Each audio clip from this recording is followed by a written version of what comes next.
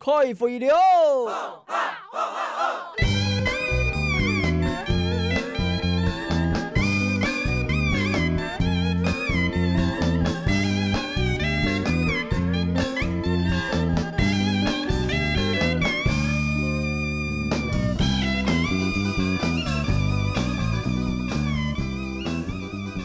观众朋友大家好，欢迎收看《村民太飞》，我是陈美珍。今日有请到太飞地图共同关心讨论话题哦，系台湾嘅路政头，即讲田东安模式或者中工厂啊。其实到民国60年代家庭式工厂一样型嘅风潮带动以下呢，田东安哦来起工厂嘅情况已经非常普遍嘅哈。廿30年下来呢，根據民國99年政府嘅統計，到田東安嗰種違法嘅種工廠呢，有64000家案多哦。嗰時候呢，嗰陣時是由工廠管理輔導辦法嘅修正案來提出來，希望講不但個大污染嘅實驗嚟對抽體合法，當然啦，要經過一定嘅法律嘅嘗試啦，嚇。唔過呢。因為看到那種新北市哈是台北縣，新北市升級以後呢，那新北市政府呢，大力的起提新北市像太監縣像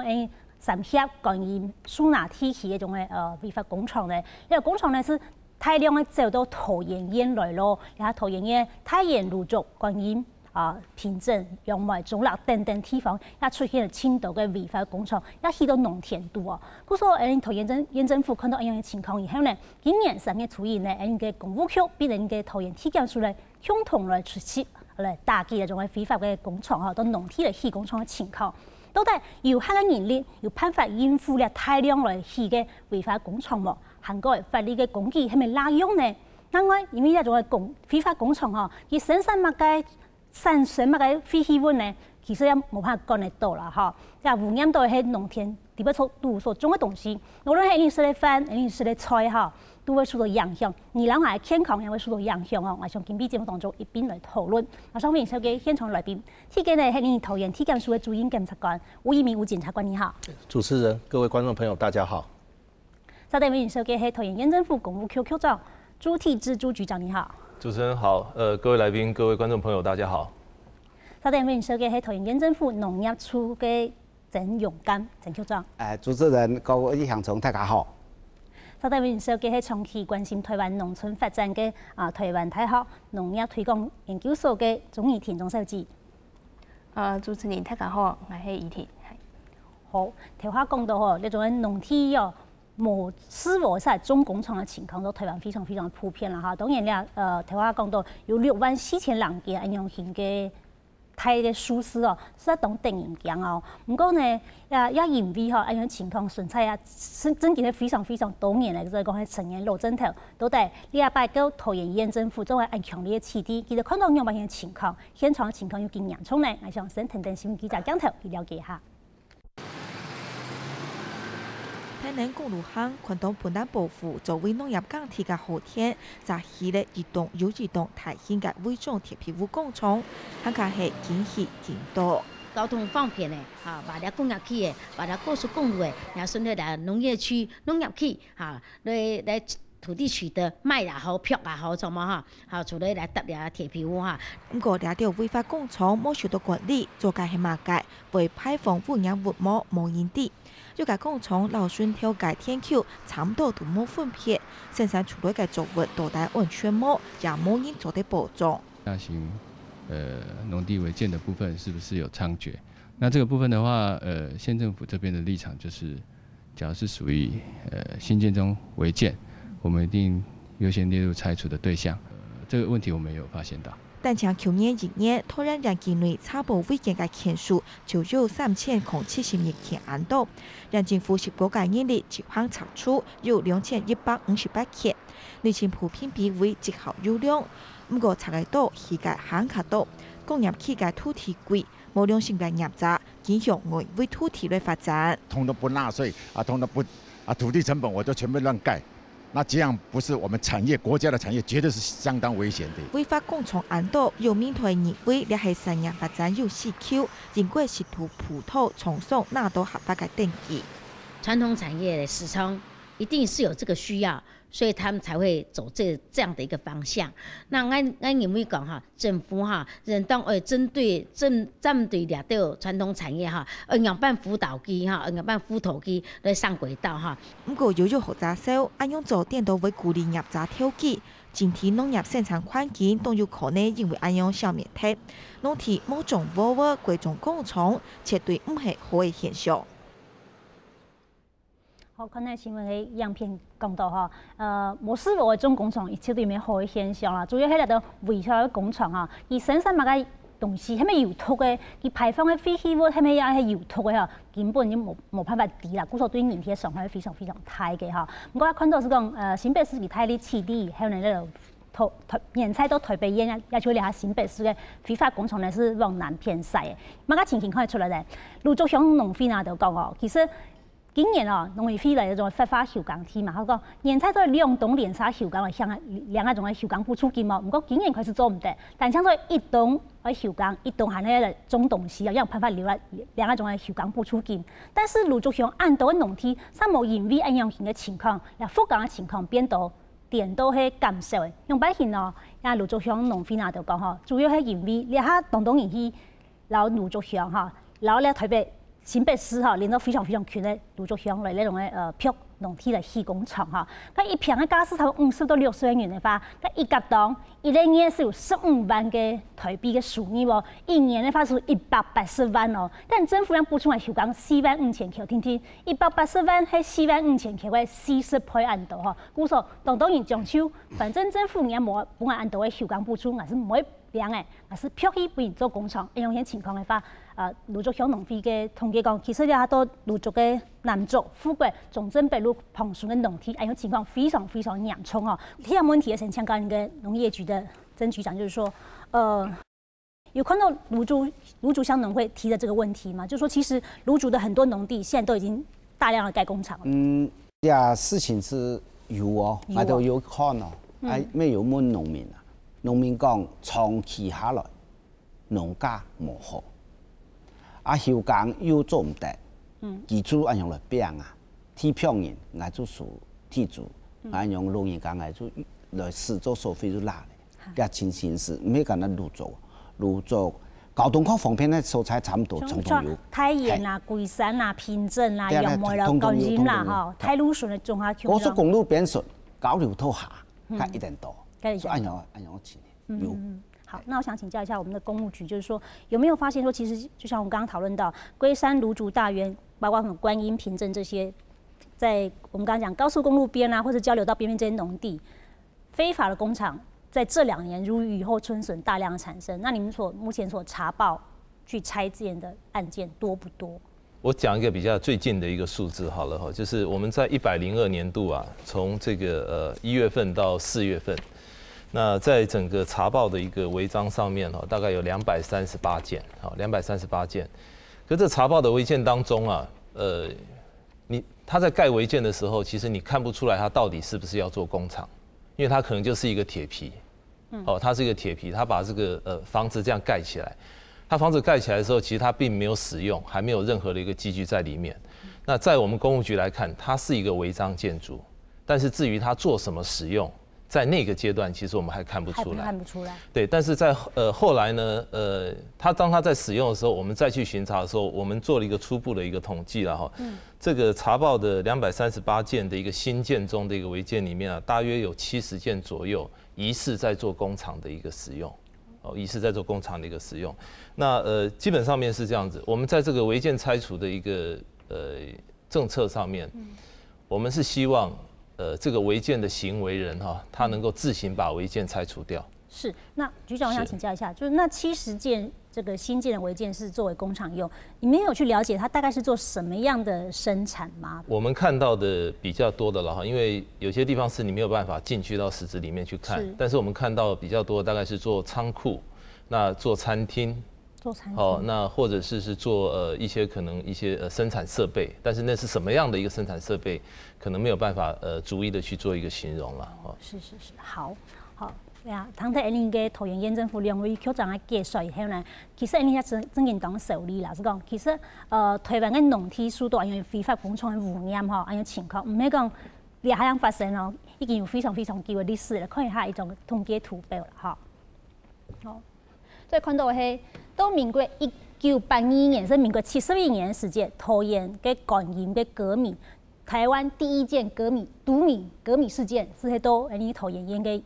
境内啦哈。这样时所造成的影响，农体污染有446公顷，那隔的半衰期大概有30年这么久。故说讲，那30年间，那446公顷，桃园太潭村的米，迄种诶，无办法来种的，也无办法来生产的哈。再来看到迄民国1971年，台南嘅鹿耳门中石化安顺厂底泥汞污染，这样时所球场啦，中石化球场是1亿3304万，了也破为台湾嘅纪录啦哈。再看到喺民国75年时间，高雄嘉丁嘅种嘅绿澳嘅事件哈，政府也赔偿民众有100亿安多。再看到喺民国80年时间，阿西嘅桃园厂哈，也完全靠停下来嘅，伊这样是有花2亿元来增资，但是冇办法来解决啦问题哈。到2004年的时间呢，靠停了迄个污染厂址啊，可以看到台湾嘅农体输入嘅非法工厂，还有非法排放量废气嘅影响係非常非常严重嘅哈。而且其實有強調議題是講，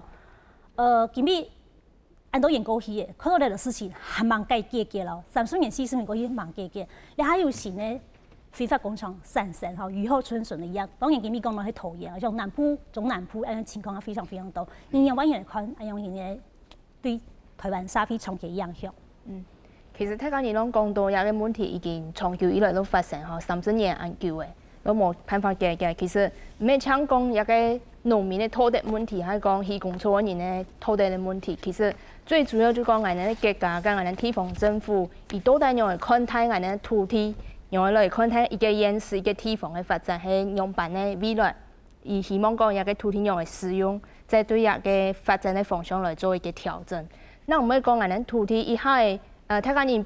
用一家實力嘅一個想法去追求講，我就要用最大嘅成本來賺錢，所以就會用最大嘅成本去租用一個體內嗬。所以變成講也係發展就講體內看起來就亂七八糟，安尼被私有方面安尼發展，就變成講等於講一個縣市講也係國家來講冇一個長遠嘅一個對台灣嘅一個想象啦。好，那我想要請教一下吳檢察官，就是說，剛剛我們的鍾小姐講說，這不是從個人私德去講，而是看說我們怎樣去使用這塊土地。是。您怎麼看這樣的問題呢？其實違建的問題哦，它所產生的哦，不只是我們外觀所看到的問題了哦，因為工廠的設置其實有工廠的相關管理的規定。那這些管理規定哦，為什麼要有管理規定？最主要就是要防範這些工廠所造成的污染，甚至於它的消防問題，甚至於是所謂的安全問題哦，勞工安全問題哦，這個都是工廠設置要一併考量的。但是在違建工廠裡面哈，因為主管機關完全不知道有這個工廠的存在，所以他們根本無從管理起哦，甚至於發生了消防火災的情形，消防隊都不一定找得到這個地方啊，因為它並沒有所謂的門牌哦。那我們常看到這樣子的工廠哦，它有時候會造成一些污染源哦，例如說鎘污染、銅污染哦，排放一些我們不知名的金屬廢棄物哦。那或者是說像我們過去幾年常發生的，有所謂的地下爆竹工廠，也是屬於這種違建工廠。那它這樣子的工作環境，它所造成的危害，除了工人本身以外，附近的民眾的危害也是非常的大。那另外，我們也可以看到這些工廠因為無從管制哦，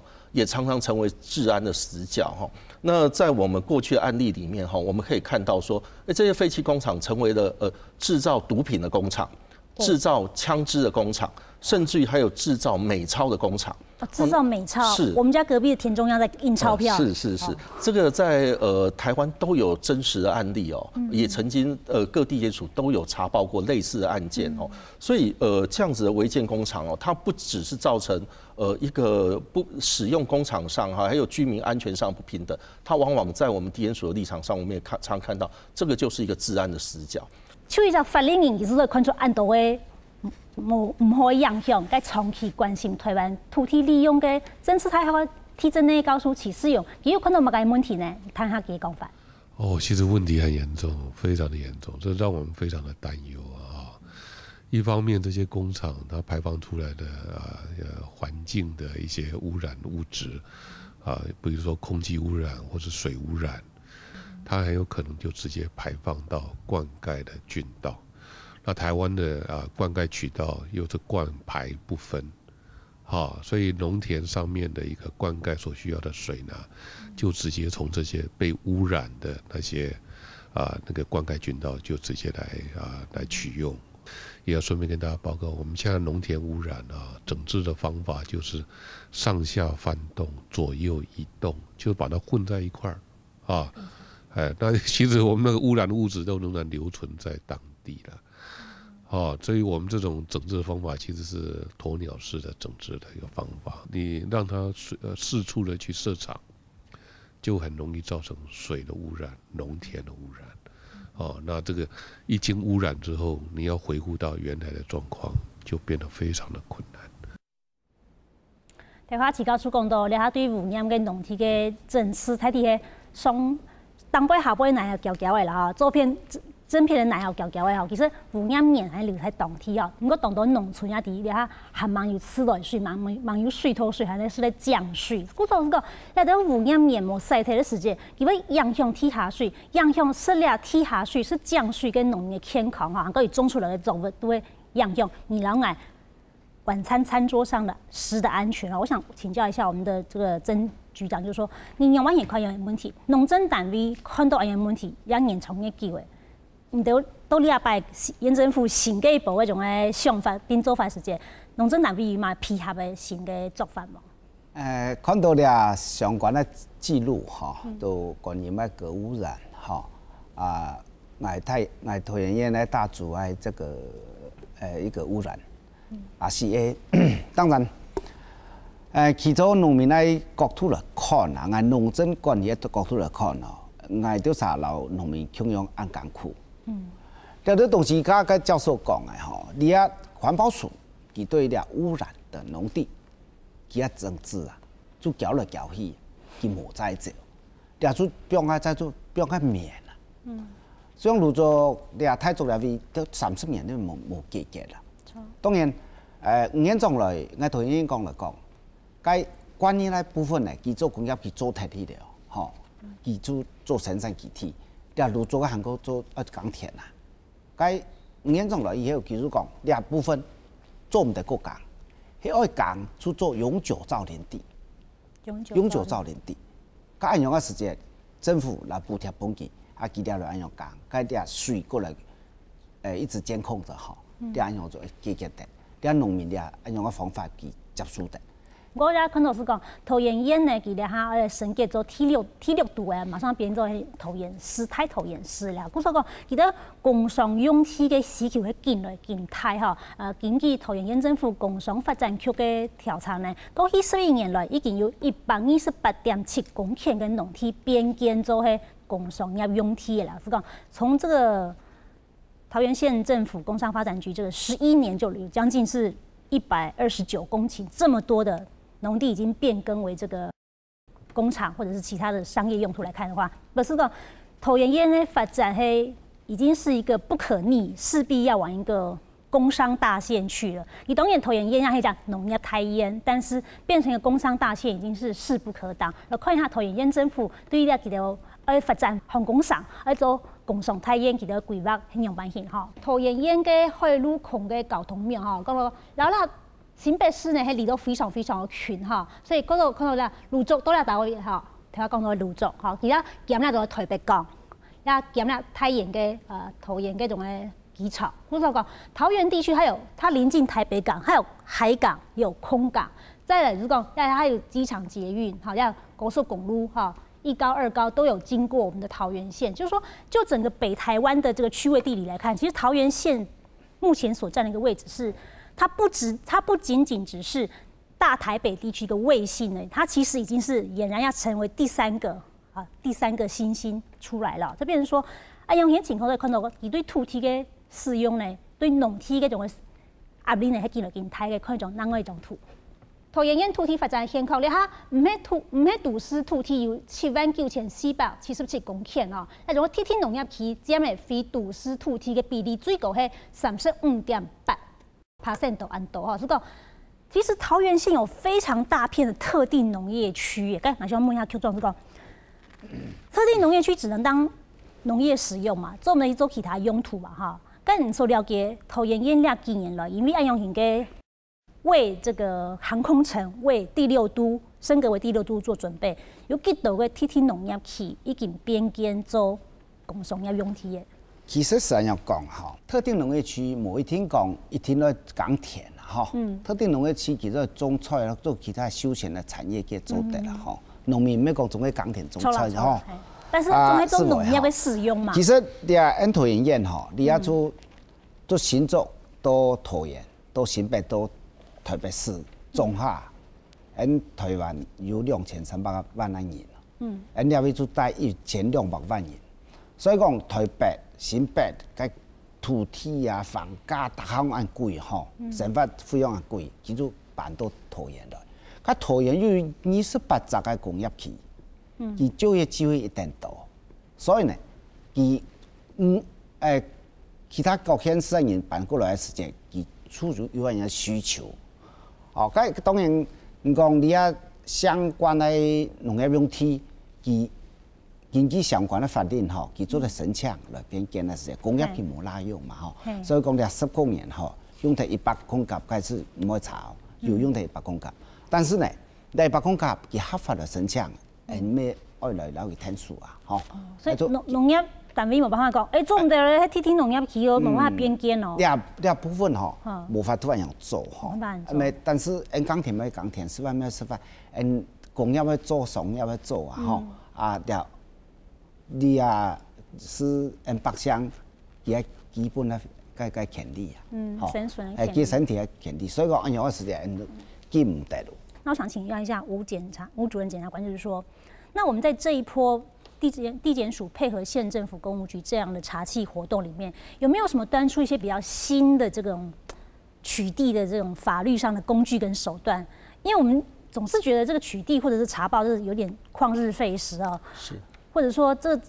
这个可能到时候他被处罚的时候已经经过3年5年了，中间不法得利已经很多了哈，缓不济急。那这一次我们有拿出什么新的办法？比如说我们跳过一些过去的法规，有一些新的法律工具。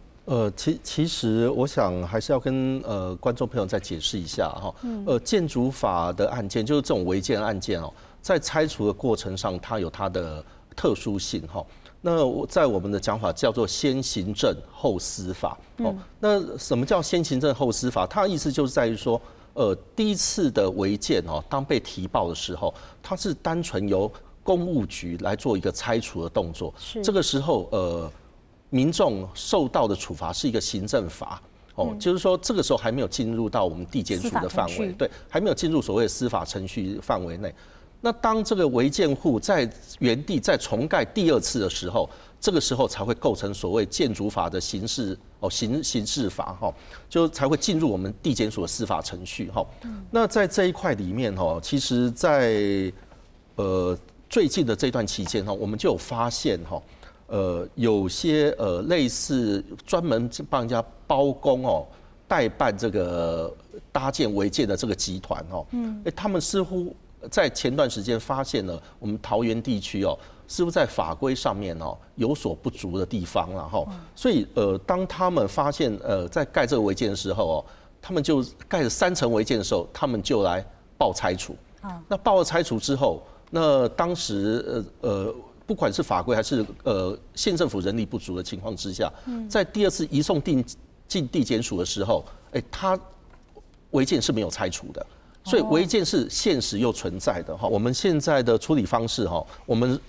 最主要目的是我们要给这些违法的业者一些压力啦那以前建筑法案件它是一个1年以下有期徒刑的案件，在整个司法的刑度上面，它是算比较轻刑度的。那既然比较轻刑度，很多人就会感觉不在意。就像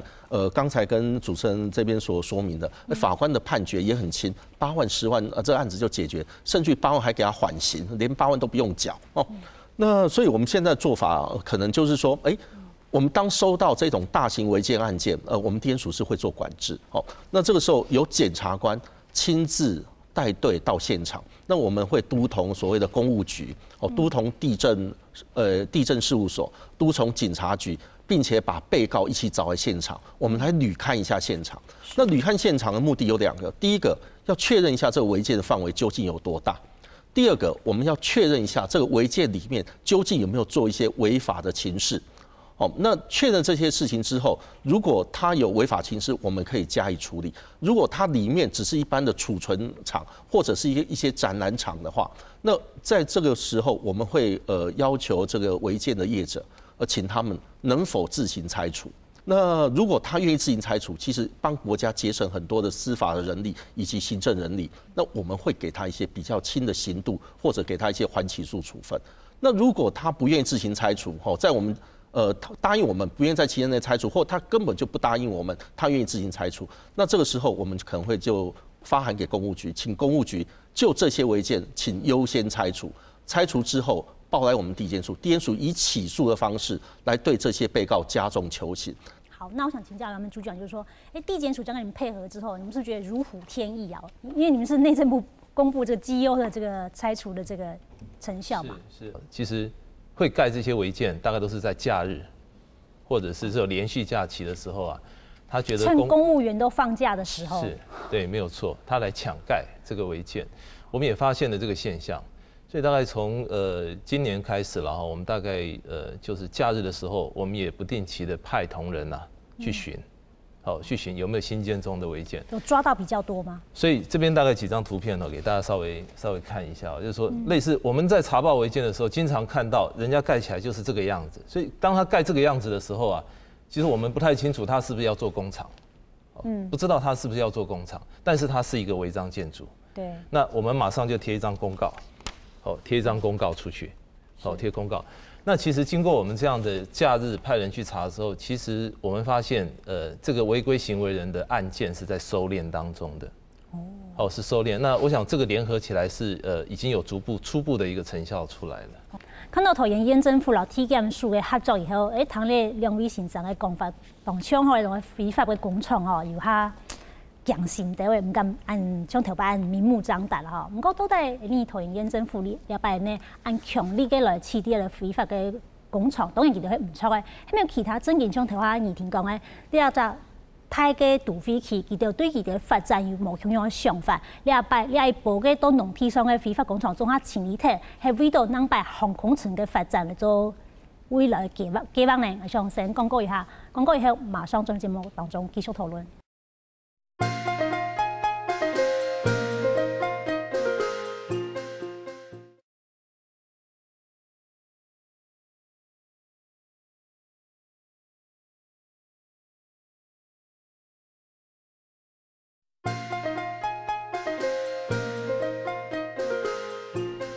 欢迎中央村民台北节目现场上一集通讲到，其实2年3年来因为新北市嘅审计以后呢，佢哋大力起啲種非法嘅工廠，是知道你桃園縣境內像太魯順呢度、高速公路順呢度鄉鎮嘅農地大量嗰種非法工廠嚟入侵故所造成桃園縣嘅農地收視都非常強。不過桃園縣也因為要變做航空廠，又變做新嘅工商業嘅態度飛起，佢哋係咪縣政府方面對土地嘅比較縣嘅土地嘅使用有無同樣想法嚟講，你也給佢哋繼續討論嚇。唔過先係看到資料，俾大家了解下，農地數都有做非法工廠污染有幾嚴重啦嚇。其實全國嚟看，目前數到污染嘅農地有446公頃咁多嚇。所以講，因為一種非法工廠都填動往嚟起，冇思路嘅。來中工廠所造成嘅農地污染，全台灣446公頃咁多啦哈，所以我要向我強調是講，這些既然都是非法工廠，為什麼他們可以接水接電？我可以問一下這個主任檢察官，您的了解是，既然都是非法，那水電都是合法，那是不是台電跟自來水公司也要負一併的責任啊？其實就我們的了解他們。我們的公務單位其實就這部分，他們也有去執行所謂的拆除他們的電表的工作。他們重複的裝設這種違法電表，也是違反建築法第94條，也是有刑事責任的。但是當我們拆除了之後，就發現一個很好的現象，他們就是到附近的不知名的那個電源，又把電對把它接過來的。那我們是電線桿的電源嗎？不是，我想這個還是一般老百姓家的電源。他們會有。就是會挖挖管线把它接过来。所以基本上我们上次那也得要有一个农户同意啊，不然他们突然电表大增。那我们后来也发现这种现象之后哦，也配合公务局哦，再去清理，配合还有电力公司哦，我们一起去处理这种违法的接电的方式。那违法接电之后，至少可以让这家工厂不要再继续经营下去。哦，所以这部分其实我们在处理建筑法案件的时候，我们有一并加以处理。那至于水的部分，也是有相同的处理方式。我想请教您嘅政策就是讲，有可能冇？县政府、农政单位有其他来大合讲，好，那条天气嘅农田呢，已经本人的污染到诶，从北兰巴乡哈已经写到到工厂诶。那这些地区的这个农地呢，就有旱土诶，哈，悄悄的过渡到一个工业区，好。然后污染源就控制在那个工业区里边，冇像北兰巴满耐车，好，有可能你的带头这样的事情，要讲提出要用建议，然后你给发俾那个工厂，悄的也做得普通也变合法，变到在规范到工业区里边都。当然呢部分吼，外国工人都看啦吼，但都市的发展吼，其实按样一大笔按样去做吼，但是。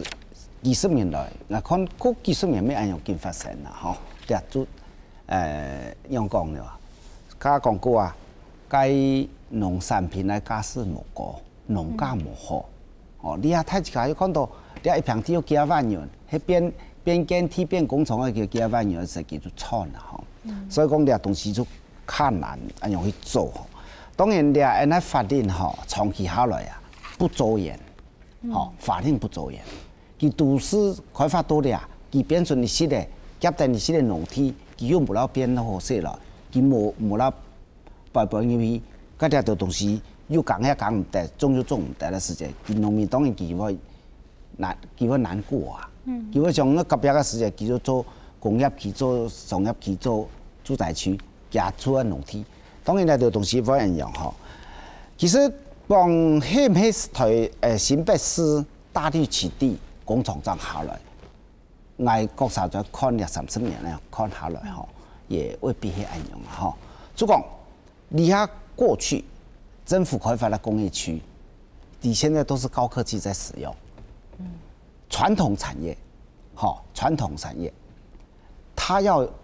付这么高的这个土地的成本，它受不了。以按用人就打破些我来了票个时间1/10、1/1个成本基础做得的呀，所以两工厂啊，开始按用上来啊。当然，你法令的调整。你发觉，你所付出的外部成本哈，很较多啊，人民的健康的牺牲，更很较多。当然咯，第二条东西呢，外头啥去种下没老农民讲，永远做违章工厂就要检举，我们第一时间就通知给地政局相关管理的单位来取缔、来列管。第二条东西。桃园县政府每一个单位都是很认真的在做这些东西，当然我们也抗拒了很大的压力，有的人要关说我们也不会同意，我们公务局更不会同意，农业局更不会同意。好，当然我们就希望说，从桃园县工业、商业、农业，你要差不多1/3，该农民就比就太了。去工厂商业的时间，你工厂嗰些辛苦你嘛哈？系啊，差不多1/3来分布了。当然，按桃园县的时间，佢一年的产值才100亿嘛，好，农业产值才100亿嘛。而佢攞工业来比咯，商业来比咯，都市开发来比，当然比唔到。当然，呢度东西呢，按主持人讲到，係唔係有法度有新的法令做得到？有其他工业啦、商业啦，當然來討論，來農民來討論，按樣做呢度東西，撈佢叫幾國來，農業嘅生產基地主要留下來，睇自家做一定好嘅優質嘅農產品，來問啲消費者嘅使用量，我們共同可以做這樣的努力。桃園縣政府有統計，是講，如果說照這樣的發展下去的話，他們大概需要13萬公頃的農地釋出，讓攤販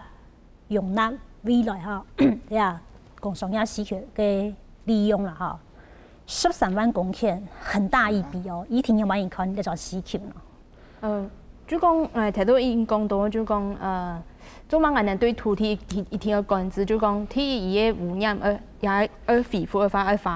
超过50年的时间，差不多2台年啦哈。所以就变成讲俺们做唔得抢看需求，就去给提供一个供给的部分，也唔一个市场经济的一个问题。所以变成讲一个需求量计算出来，还是要经过一个重新的考量啦哈。再来就讲头摆对70年以来，其实台湾开发咗蛮多工业区，只到工业区做嘛土地含那啲一片冇人去用，就係因為睇家人講到因為成本過高、地價過高，所以政府因香港開發新嘅土地，地一般買嘅時間過便宜，地一般買嘅時間就貴貴嘅，所以變成講政府希望開發新嘅土地新嘅土地哪有人愛買？舊嘅工業區就變成講成本過高冇人愛去用。幾多第二手、第三手，其實成本是更加上去嘅。就變成講一個就用市場經濟嘅問題來考量一個問題啦，就變成講我頭都已經講到，係講政府希望也條產業可以對我哋地方帶來發展嘅話，係咪我哋可以提聯想我哋用嘅降低一條成本，我哋用嘅政府單位用嘅鼓勵人誘導他們從一個地方去跟人降低成本，而去跟人而家都投辦嘅工業區，無人使用嘅工業區，也能係一個合法一個土地管制嘅一個方向，就講我哋台灣按細，我哋使用天然冇按多，也係因為講係，也係係因為我哋嗰種糧食自給率高高，也係講我哋不缺食物的來源，但係我哋台灣按細，我哋還是要想講我哋用嚟維持一個最適合嘅一個農業生產嘅環境，然後嚟講有可能保持我哋去解糧食主權嘅一個問題。糧食主權唔係講我哋有好食，糧食主權係你講我哋食嘅東西係你個安全冇污染嘅一個問題吼。所以土地嘅管制做嘛安重要係你有一個原因喺入邊，所以需求按太冇唔錯，但係我哋用嘅跟現有嘅我哋限制地步去思考，我哋用嘅唔係提供新嘅供給給他們，而是讓他們回到最適合他們的地方啦。馬家為所適合作用完型嘅土地利用，而先考慮清楚來。來看一下，桃園政府佢馬上要升級做桃園市嘅佢哋對航空上有八大分區使用圖咧。八大分區係有乜嘢分區呢？再看到就是桃園航空場八大分區圖，有那種可以說呢濱海遊憩區，要有機場專用區，要有自由貿易港，其實係講好多佢搭配到呢個台北港，還個桃園機場還有生發機能區，機場商用產業區，可能是什麼倉儲啦、物流啦，這都係那個機場相容產業區，要農業價值產銷區還有經貿展覽園區，有那個地方看到。那其實這裡面我們感覺到，就是說開發壓力比較大的農地的面臨開發壓力比較大，應該是自由貿易港區、機場專用區、機場相容產業區這個區域它可能是農地的面臨開發壓力比較大，係咪真點樣型呢？按樣講啦桃園航空上嘅土地都從太原蘆洲挖海順，就講按61號道路、65道路以西，你按合作農業家講你水煤風調體水煤風調體所以講你要生產嘅愛價錢冇按高啦相對冇按高所以要來提出這樣的計劃的時間，農民並沒有很大的反對所以是講沿海思想者，他沿路做工業生活。咁按樣嘅土地嘅時間來做啲外商即做啲增加嘅生產嘅價錢係好事情當然佢哋有一啲咧差唔多有幾百公頃嚟800公頃左右800甲左右嘅農地佢外邊其他使用嘅土地條土地呢桃園縣咧一年有個休耕嘅地一年7000公頃兩年連續休耕嘅地兩棟同我唔識講嘅地有6000差唔多7000公頃，所以佢哋就土地嚟做航空場嘅時間，掠地嘛掠來活化土地嚟活化，佢對啲糧食生產是沒有乜太大的衝擊，真係不會太大衝擊。所以我們經過說明會之後座談會之後，農民是相當贊成這樣新的一個規劃来方向在走。唔过像新屋啦哈，也沿海四乡镇清明17南片的啦哈，新屋迄5面之乡嘛哈，新屋乡公所也睇你来推荐你新乡米哈。有。好，其实。桃园3号。系啊，桃园3号遐，所以讲新屋乡嘅农民咁最近大家都动愿意来变做红工厂，做成其他仓储啦、物流嗰种嚟工商嘅使用。新屋嘅农民无希望讲来做仓储哦，佢要做工种嘅集体哦。按做新屋你要做市内。3分之的咸草，小麦，你要动作推木草，这个东西哈，做替代作物的进口，你要一定好的东西啊。新屋你要农会、乡公所、农民，下出咩个开会啊？亦都係簽反意啊！農業區委主導，然後農業改良場。跟農政單位嘅話，確保新屋鄉嘅農業生產基地，桃園最大農業生產基地嘅糧食嘅生產安全。唔會輸到旁順嘅工廠，也用其他嘅商業利用嘅污染。好，咁啲樣吼，新屋嘅港體嘅灌溉水統統是上門水利費到桃園水利費兩隻系統呢種入來水吼。當然你下留桃園嘅水利費上門水利費嚟講吼，一般家庭嚟處理過嘅水還可以勉強相容吼。工廠我都是建议该水利会不给他打牌，他那个要独立去处理，来做一个这样处理，这样有法度的生产的基体哈，要是用水哈这样平衡。所以等于说灌排分离的省做后来。对。那我想请教朱局长，就是说，我们看到桃园航空城这8大分区图里面讲，就是说有很多地方已经列为什么机场的相关产业或机场专用区。那我们这一波在清理这个农地上这个非法工厂的时候，是在帮航空城的未来的发展先清理战场吗？把这些粉刺先拔掉之后，这个地就比较好，将来大规模的提供给这些机场周边的相关产业啊，仓储物流大面积用地的这个使用，有这样的一个前期作业的作用在里面吗？其实桃园县政府关心的不是只有航空城啊，是整个桃园县啊哈。所以其实我们刚刚可以从这个违章发生的地点来看哦，大概都是在大马路的旁边，其实不见得是在航空城里面。那其实只要任何一个农地的一个违章建筑产生，其实对于农地的使用啊都会造成影响了哈。所以其实，在我们县政府在执法的一个范围内，并不会说特别锁定哪一个区域，而是应该是针对这样的一个新的违章建筑，我们有没有办法让它抑制下来哈？这个是大概第一点。那其实第二点。我们在县府的团队里面哈，对于这个观光休闲农业还有精致农业啊，其实在曾局长的团队之下，其实大家也都是很努力的在做这件事情，目的就是希望提升这些所谓农业用地的一些产值啦。那不一定是你要把土地租给别人，你才能够赚钱，大概是这样子的。好，那我想请教一下吴主任检察官，就是说，其实我们知道。很多的这个非法工厂都盖在农地里面，是旁边有很多住户啊、农户都在那边啊。那是不是我们要加强这些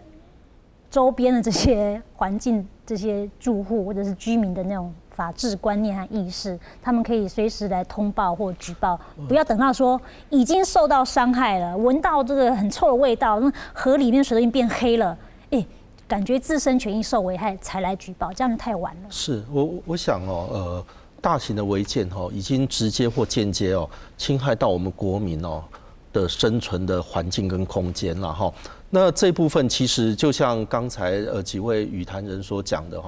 其实有些的违建搭盖之后我们并不知道它里面做什么。那这部分其实我们也是在这边呼吁我们桃园的乡亲当有发现这种违常事件发生的时候也不要客气就是打个电话。跟我们相关单位来做一个举报的动作。打给公务局，是打给公务局，打给环保局、消防局，打给地检署。地检署其实进来，如果是属于我们该处理，我们处理；不是我们该处理的，不是我们第一手可以处理的，我们也会转给相关单位，甚至于打给警察局，警察局也会透过我们内部的管道来做个通报的动作了哈。那只有因为我想我们不可能到处的去顾说，哪里有违法的情形，我们还是需要那个老百姓要建立一个大家对于自己的环境要自己保护的这样的一个观念哦，然后配合政府的公权力哦，我们大家相互来努力，把我们的自己的家园给保护好。我想这样子才能达到我们这个把这个违建整个驱赶出我们居住的环境，让它到一个它该去的地方去。好，那我想请教一下我们的公务局，就是说，102年县政府做出宣示，零新建的这个违建，然后零这个拆除再重建，这目标你们今年度肯定要达成吗？这个一定是要做到，就是说，其实，在我们县政府团队，虽然人力有限、物力有限、资源有限哈，但是其实我们的策略是这样子哈，就是也跟各位观众朋友做一个说明哈，我们的目的是要抑制新的违章发生。好，那另外第二点就是已经旧的存在的违章建筑有影响到公共安全的部分，我们希望逐步的来去做一个处理。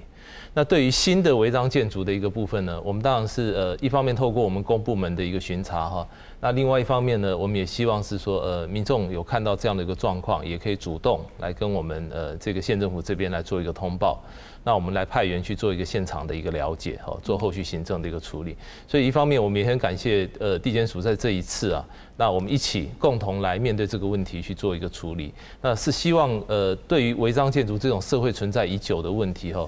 起码先抑制新的发生。先抑制新的发生，还是说我们先处理一个指标性的大案，起到这个杀鸡儆猴的作用？这一部分其实都有，其实基本上我们不会说特别要去挑什么案件因为在这个建筑法的案件里面，地检署是属于比较被动收案了但是如果以我们检察官的工作性质，我们看到有那种比较奇怪的现象，我们也会跟公务局来做通报。你们也会主动？对，因为这个既然是我们地检署的重点执行项目，我们有看到，甚至我们去出差的时候有看到，像我们之前去拆除一个700坪的违建的时候，去履勘的现场的时候，发现后面还有3排大概1000坪的违建，加起来大概3000坪，所以我们当场也跟公务局讲说，这部分赶快来做后续的处理。后面还有3000坪。对，那这总共有3栋，那我们这3栋的部分，赶快也是不是要做第一次拆除，或者它也是属于第2次的，那我们赶快做后续来处理。所以我们有发现也会主动的来告诉公务局说，后续的处理也是要注意。我想这部分也是一再要强调的违法的部分，如果我不取缔、不去遏制它以后老百姓没有人要守法，那这样子的东西会形成一个恶性循环，大家感觉守法是笨蛋，违法才有利润。那我想，如果整个国家走向这个方向，整个桃园县走向这个方向，我想这不是老百姓的福气了。是。好，最后想请刚才您给郑局长是讲，其实你头下一采讲到种农产的价钱按当然来唔免按好啦，当然因大量的进口也有关系啦是讲，迄咩你会来老你桃园县跟农民来讲，迄有没有来价值型的这个农业，也讲提供给其他利用的加工啦，也讲做其他转型做休闲，做休闲也讲多元化的利用的农产品，另外部分来扶托农民做某个发记得因为讲，该最近港田是无利润该田不用去放，唔当然平营做工厂，一年起码还有180万该按用研发当然他讲没港田的呀好，老太一家乡亲好朋友来讲咱桃园县的农业从99年都立下来咱桃园的米米，比方说亲乐福米全国经典好米按当年的时间统统有上来，透过农委会的比赛吴县长的整个去一个辅导跟鼓励有上来。咱桃园要精致农业那tomato，该洋香瓜，那蔬菜，精致农业，专业农民，桃园县政府给他的一个协助是非常的大，所以这些呢，所以专业农民他们获得的收入是可以肯定的。第二说讲。青岛年纪较大的农民，佢无呢度讲咧，呢度东西佢一本后商业来讲，小地主大佃农部分还在努力中。我们桃园县吴县长对农民这部分精致农业是很投入的，而且是已经看得到成效了。我们会继续努力。好，最后好像像怡婷做的结论是讲，台湾安尼整个中国有配套了哈，加执行农业也有配套，也可能桃园县政府老体办哈，老体检署来合作，针对农体地边的起嘅非法工厂，也有配套了哈来做。唔知道桃园县政府安用型嘅做法，对其他哈像什么云林啦、彰化啦、宜兰啦等等，像高雄、屏东那种嘅情况，非常严重嘅乡镇，跟农体嘅非法使用嘅情况来讲，下面有一个示范作用。应该讲，其实还是有做来提升改进的空间。就台湾长久以来嘅历史发展，我哋拢一直还有一种移民社会嘅性格。一个移民社会嘅性格就讲，我哋对一个体内唔係過充實，唔係講我一留本一個世世代代以後嘅子孫，我一直都想講，我有一年一過去延續，又係講我有一年移民到外國，吼，一種移民社會嘅性格，造成我哋一按到退以來，我哋對我哋土地嘅一種感情咩過層，但係也係已經來到第三代，我哋主要來講係咧台灣戰後嘅第三代，我哋已經有一種覺悟，就講我哋係咧喺台灣一塊體內生存下去嘅時代。所以變成講土地跟農業係一個歸有歸太公共性嘅一個東西，而唔係私人嘅產業嘅問題，唔係講私有權在農民嘅身上，伊就有完全嘅使用權嚇，因為係一個公共性嘅東西，所以變成講做埋土地管制伊冇辦法變係就是因為嘅原因，所以變成講根本應該能講土地爭議其實係一個時代爭議。因為我哋一推年，今日就只年用起以後，下一推年、下推年用解釋已經，也下大家你都冇想到有啲問題嚇，所以今日下桃園縣政府也係講體檢屬於一種公權力的展現，對整個台灣嚟講係一個好一個示範，就講我哋對一個下游一個問題嘅下數，但係最重要就講對一個問題解決以後，我哋用辦來思考將來土地嘅管制，我哋土地嘅分期嘅使用。讓係一個長久可以解決一個問題嘅方法。好，用乜有效嘅來利用有限嘅土地資源啊？台灣在因為有錢嘛，技術做嚟讓人學嚇，呢種嘅材料都係讓人買，但是土地冇辦法進口。故說土地係台灣最珍貴嘅資源啊，所以用乜嚟有效嘅利用那種有效嘅有限嘅種嘅土地資源那種，來平衡啊農業部門啦其他嘅工商業部門那種競爭那種發展壓力頭，像你喺真正需要嚇雙位嘅政府單位嚟做思考嘅。當然，台灣縣政府其實佢嘅地方政府嘅立場，佢畫出嚟航空場嘅八態分期圖。表示講，佢對桃園縣所下嘅土地，有辦法利用佢家嘅想法。但是，歸咗台灣嚟講，歸咗國家嚟講，呢個政府對台灣嘅土地有用辦法嘅使用嘅想法，對台灣未來發展有辦法清楚嘅規劃網，係上，也係國土規劃應該嚟做嘅。今日出面睇片，感謝嘅收看，希望大家支持再片。